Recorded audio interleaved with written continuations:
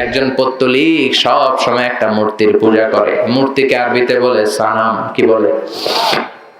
সে মূর্তিটাকে বগল দাবা করে রাখে, যেখানে যায় মূর্তির কাছে চায়, মূর্তির ডাকে খোদা, আর মূর্তির কাছে কান্দে।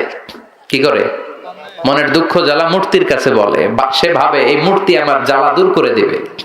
আসলে মনের জ্বালা দূর করে কে? মূর্তিরে ডাকে, মূর্তির কাছে কাঁদে,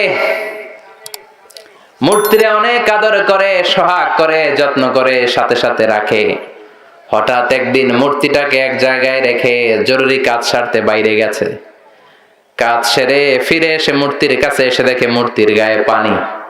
মূর্তির গায়ে কি?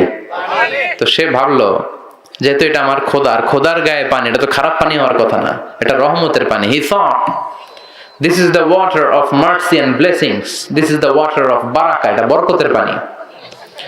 When he thought it is the water of mercy and blessings, he started to suck it, জিহ্বা দিয়ে চাটতে শুরু করছে, যে সাইটা সব বরকত ফালামুকে সব ভিতরে ঢুকানো। When he started to suck it, he found the taste is little bit bitter.